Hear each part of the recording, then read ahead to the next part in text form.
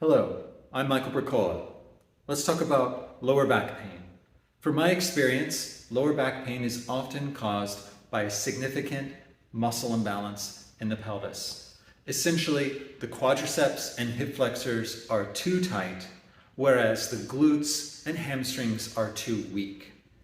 The way I treat this in my students is I begin with self-massage, releasing tension in the muscles that are dominant and overactive. This turns them off, at least for a certain period of time. And then I move on to strengthening, specifically 2 significant exercises. There's a lot more, but in this version of my instruction, I will keep it concise as possible. And if you want more, contact me and I'll give you additional techniques. We begin with the quadriceps.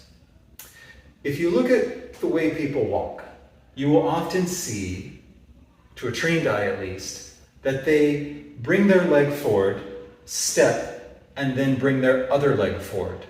And that is to say they're powering the movement primarily with their hip flexors and their quadriceps. And you don't see often a push through the back.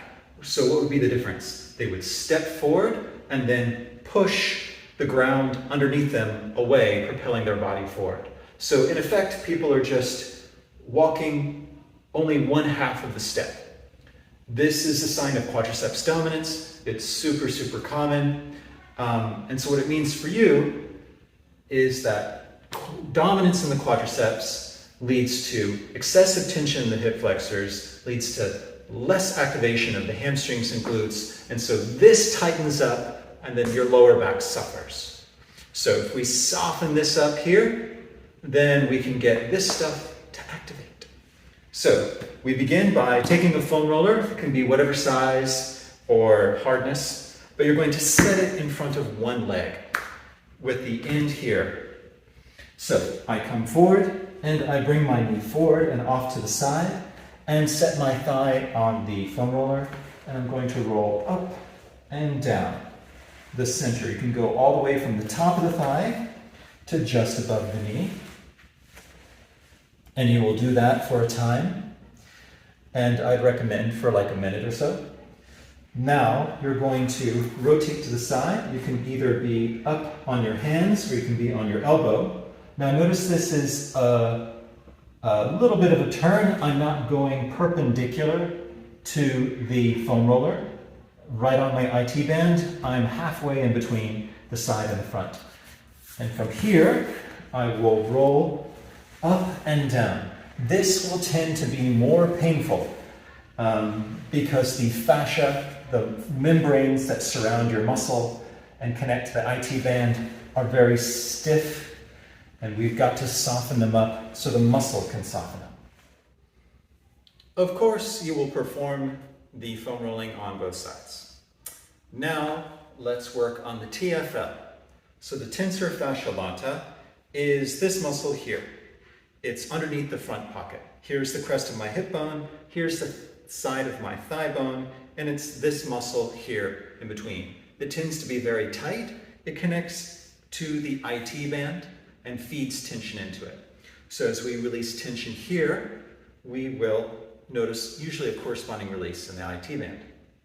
So you're going to need a tennis ball.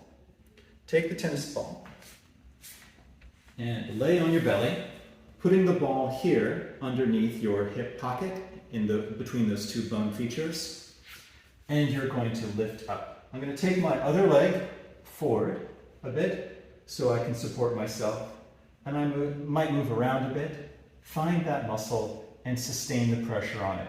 Once it lets go to some degree, you can try moving it a little bit more and see how much tension you can release. Now the size of the muscle isn't great. It's about half the size of your palm, so it's not a wide surface area. Just find it and sustain it. After you've performed that for a minute or 2 minutes, or however long it takes to get the muscle to relax, next we're going to work on the psoas. So the psoas is a very important muscle. It stabilizes your pelvic complex. It goes from the upper inner thigh bone to your lower back. So if it's tight, it will crush your lumbar spine, and it does for a lot of people. So how do you find it? Lay on your back, take your fingers, and locate your hip bones, and then go to the inside along the panty line. If you push down, you might go, whoa, and you will notice a cord of muscle running vertically. It's pretty close to the surface here, but then as it goes through the belly, it connects to the back. So it'll be protected by the guts. So find this muscle, and guess what? That's where you're going to put the tennis ball. So return to laying on your belly. Put the ball in the groin, and find that muscle and sustain the pressure. You might need to go a little bit further up or a little bit further down, maybe a little bit to the outside or inside. Just feel around until you feel that cord of muscle and sustain the pressure on it. Again, this isn't a large surface area that you're working with, so just find a spot and sustain it and try to let it go. Next, we release the piriformis. The piriformis is about a thumb-sized muscle here. Here's my sitting bone, and it's a muscle right above here. This is important because it stabilizes your hip bone, your leg bone that is, from the sacrum to about here. People with sciatic nerve pain, there are many possible causes of sciatic nerve pain, but a very common one is excessive tension in the piriformis, which then compresses the sciatic nerve, leading to the various symptoms of sciatic nerve pain. That is because the piriformis is working too hard. It's a muscle only about the size of my thumb, whereas it's trying to do the work of the large glute muscles. So that's clearly not a sustainable situation, and it leads to pain. But we're going to correct it. First, by releasing tension in the piriformis. So come to a position such as this, cross your ankle over your knee, put your ball underneath your butt in the space that I indicated, and get up on it. You might move around a little bit, maybe a little bit higher, and I found it, and you can sustain the pressure there, or you can go side to side across the muscle. It will generate many interesting sensations, I promise you. So perform this until you feel a substantial release. Then the next technique is to release the gluteus minimus, which we've got the thigh bone, we've got the gluteus, if this is the knee, this is the gluteus medius, the gluteus maximus, but sitting right on top of and behind the thigh bone, the head of the thigh bone, is the gluteus minimus, which can get very tight. So I'm going to set the ball here, and that would be kind of the upper outer corner of my butt. I'll set the elbow down and rotate into it. Now you might move around a little bit until it's very painful, and that's probably the right spot.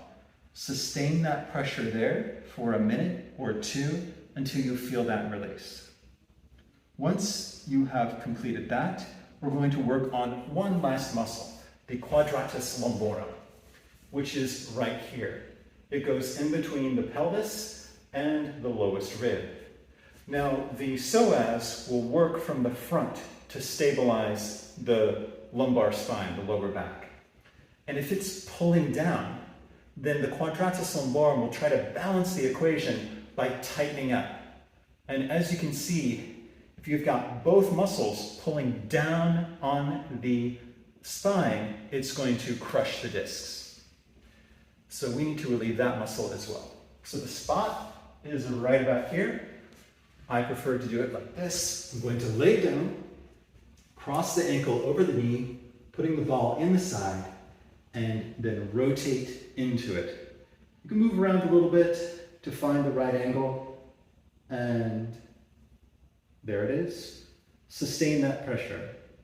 Now for some of you, you won't experience much tension in some of these muscles, such as the TFL or the quadratus lumborum, and that's fine. If you don't experience tension or discomfort, then that muscle isn't in a state of dysfunctional tension. Once this muscle has released, move the ball out of the way and do the other side. One thing that you can do, and I recommend, is to, after releasing one leg, compare it to the other leg, and you might notice one leg is a little bit longer due to the tension being released. Now, having completed both sides, we're going to move on to exercises. There are 2 exercises that can help you significantly. Of course, there are many more and many variations. I'd love to tell you all about them, but I promised to keep this video short. So the first one is lying hip abduction. So that means I will lie down. You're going to bend the bottom leg here and stack the hips. Don't tilt back. Keep the hips stacked. And then this leg, I'm going to straighten, pull the toes back toward the shin, and move the leg back behind me. Now I'm going to push down on my hip bone so I don't recruit my core muscles in an attempt to move my leg. I want to move cleanly from this muscle, the gluteus medius, which you might not have much of one yet, but you will if you follow my techniques. So keeping my leg back behind me, keeping my toes and knee pointing straight forward, abduct your leg. That is to say, bring it up and down. And you should feel it intensely here in the gluteus medius. And I want you to do a lot of these, like 2 sets of 20, 3 sets of 25. I do a lot of them in my own practice. In fact, I do it with resistance. Now, let me discuss the ways in which people do this incorrectly. One, they do too little of a motion, not enough range of motion. Try to get as much range of motion as you can. However, when people pursue that, they tend to recruit the quadriceps, which in this situation, the quadriceps are the enemy. And so that will bring the leg forward, and that will rotate the knee up. And so, of course, I can get my leg really high using my hip flexors and quadriceps, but if I just isolate my gluteus medius, this is what I can do, which is still probably more than you for now. So this is super important. The gluteus medius stabilizes the hip, it can improve your balance, and it supports the lower back. The Romanian deadlift, I find, is the simplest and best way to strengthen the hamstrings and glutes. Yes, there are many other methods, but if you're just going to do 2, the lying hip abduction for the gluteus medius, and then the Romanian deadlift for the hamstrings, gluteus medius, and gluteus maximus, and to some degree, the back muscles. So what does that look like? It looks like this. I'll go from here, send my hips back and up. But even in that simple motion, there are many small things that I want you to get right. First of all, take the feet apart. Now, many people, especially women, tend to be pushing down through the inner edges of the feet and internally rotating their knees and hyperextending them as well. And that, as you can see, spins my thigh bones inwardly, which is really bad for you. That turns off the glutes, that's why. And it also tends to put me in an anterior pelvic tilt, which means my lower back is under compression. So, for this exercise, soften the knees, point them straight forward, heavy on the outside edges of the feet. Lift through your arches, all right? Now, from here, I want you to hinge at your hips. So take your fingers here, your hands here, hinge over that, going forward, and come up. Hinge forward, and come up. That's the basic motion. Notice that my knees do not go forward. My knees stay where they are, and I simply send my hips back and up. All right? From here, I want you to ensure that you have a straight spine.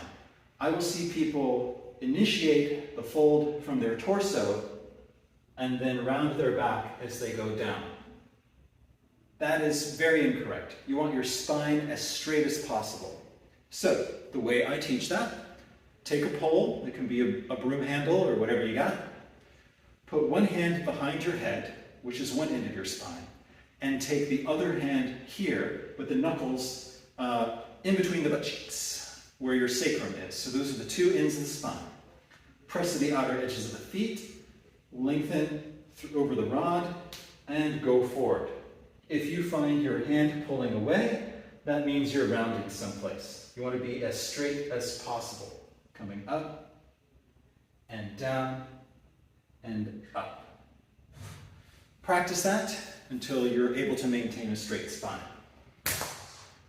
Next, the glutes. So, take your hands on top of your hips like this with your thumbs in your gluteus medius muscles. Push down to the outer edges of the feet and feel those muscles engage, hopefully. Bend over, bending the knees, pushing the thighs apart, and try to find those muscles activating. Try to keep them active as you go all the way down, and you'll really have to work to do that, and then use them to come all the way up. And down, and up. You want to fully recruit the gluteal muscles as much as possible through each of the movements. Now at the top of the movement, you don't want to send the hips forward. You want to go tall, and that gives me a neutral tilt in my pelvis. So if I do this with a weight, I've got 35 pounds here. I want you to bend over, pick it up carefully. You can even squat if you need to, picking it up. Now, heavy through the outside edges of the feet, shoulders down, keep the shoulders stable. Don't let the shoulders sag throughout the movement. Chest up, here we go. Bend over, pushing the inner thighs apart, really recruit the glutes. Keep your neck neutral. Come back up, squeeze at the top, but not forward, up. Going down and up. You should really feel the hamstrings and the gluteus medius and gluteus maximus muscles working.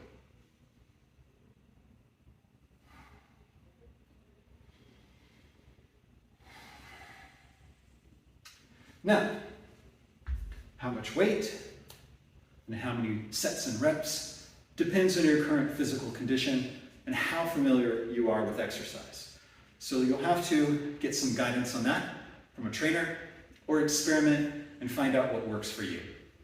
But between the lying hip abduction exercise and the Romanian deadlift, that will do a lot to strengthen the posterior of your pelvic complex. And so you will then perhaps find yourself taking a step and pushing through the step when you walk. And as these muscles strengthen, as you can see, I stand taller instead of being here in my hip flexors. The hamstrings and the glutes, they support the back. It's almost like you can lean back into them and they're holding you there. So, those are my techniques. Please employ them often and consistently, and you will find results. You're welcome to contact me and ask me any questions and provide any feedback that you have. Thank you.